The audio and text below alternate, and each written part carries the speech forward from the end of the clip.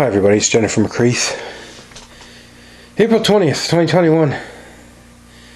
Derek Chauvin has been convicted, guilty on all three accounts in the murder and manslaughter of George Floyd. If anyone cares about my opinion, I'm going to comment. I'm not a black person, but I do come from an oppressed minority group, the trans community. So I know what it's like to be part of a minority group who's oppressed and part of a group that has a network. We communicate with each other about the injustices that go on. One unique thing that I bring to the table that not too many other members of the trans community have done or do is I've worked in the justice system of the province of Ontario and the province of Newfoundland and Labrador. I've worked in the Crown Attorney's office in both provinces doing records management work. I've also worked for a police station here in Newfoundland and Labrador, the Royal Newfoundland Constabulary.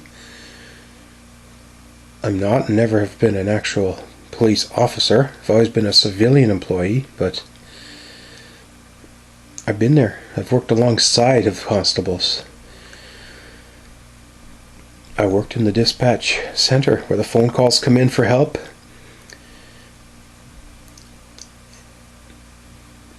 The frantic conversations from people with various issues and emergencies.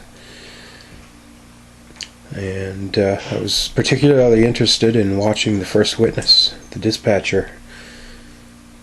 I can't remember what her name is now, but she stood her ground. It's a tough job, taking 911 calls, or being the one who has to dispatch the 911 calls. First and foremost, I thought that witness was very strong and credible, and I feel proud to say that I shared the same occupation that she did. A lot of people in the trans community say I should be ashamed and embarrassed for the fact that I've worked for a justice system which they don't trust. The fact of the matter is, nobody else has ever wanted to hire me for many years. Times are tough. COVID-19 pandemic has made it even tougher to find work. LGBTQ organizations don't seem to want to hire me, so justice system, thank you for the employment, the trust you've put in me.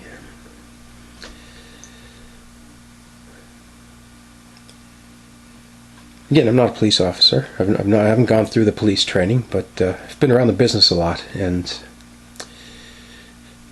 there's a fine line. And when it comes to using force in an arrest, and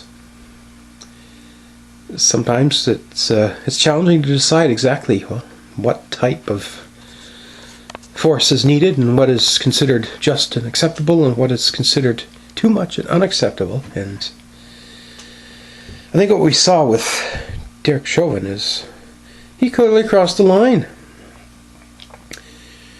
Okay.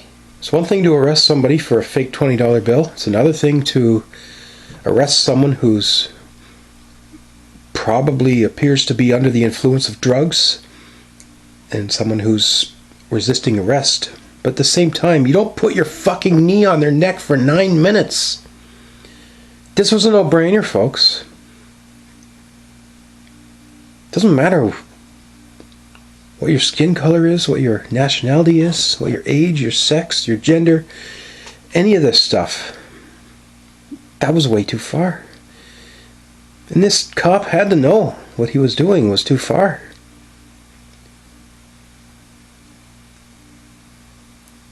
His colleagues were saying it was too far.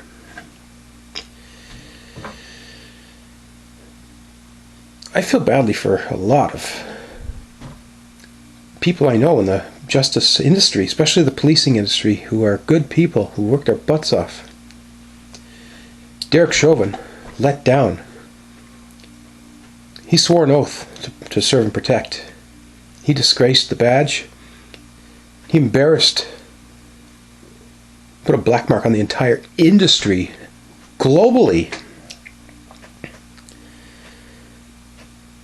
Will I ever go back and work in that industry? Well, today I feel a little bit more comfortable and confident saying maybe so. I mean, I too have been embarrassed to be a part of this industry at times for different reasons, over different situations, incidents that have occurred.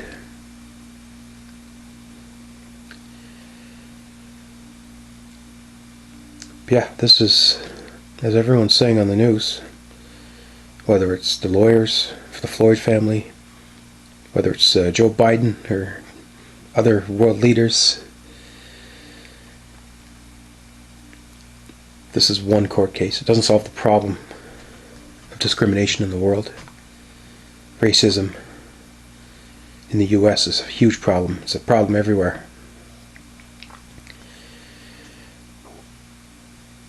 So yeah, an emotional thing to sit and watch.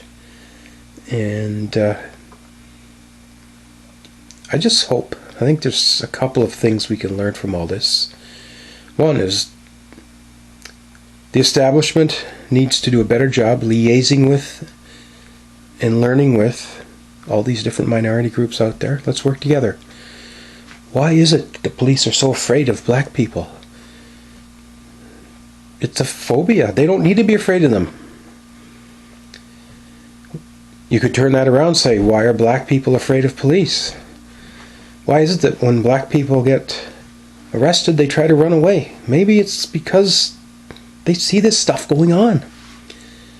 If it's not George Floyd, it's Breonna Taylor. If you're older, you remember Rodney King.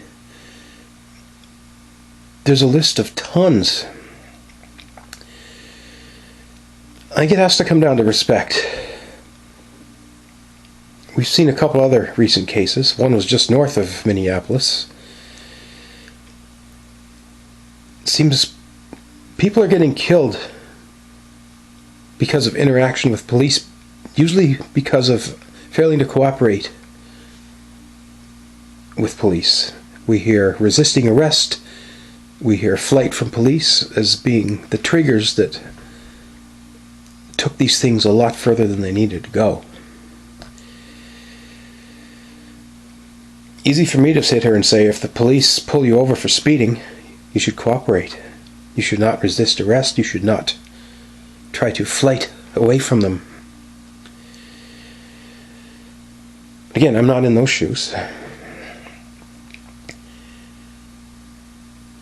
If you honestly think you're better off resisting arrest and we're trying to run away from the police, what does that tell you, police? It's a sign that the citizens of this society don't trust you to take care of you. Heck, if I ever were to break the law, I got no trouble being pulled over by a police officer and being held accountable. I've been pulled over for speeding a couple times in my life. Never as a black person, but I have traveled while trans. It's a lot differently than traveling while cis. Cis meaning you're not a trans person. Not so much police, but I can relate to some of the extra scrutiny from other type of legal enforcement officers, such as Customs and Immigration. For all those years before I came out and transitioned, crossing a border was never something I worried about. Then I became Jennifer, and it seemed every time I tried to travel to the US from Canada, or vice versa, coming home to Canada from the US, I was hassled at the border, I was searched, I was detained. We all know my stories. So let's celebrate today. Finally, the jury got it right, perhaps. I don't know. There may be appeals. I think we can thank social media. just so happened 30 years ago, somebody had an old-fashioned video camera and caught the Rodney King's beatings on tape. But for whatever reason, I don't think the tape was enough to clearly demonstrate what was happening. To any police officer that thinks they need to use excessive force, beware. You're probably being watched. Especially if you're going to do it in a busy street. People are going to pull out those phones and turn on the videos. So if your own organization won't hold you accountable, the public will.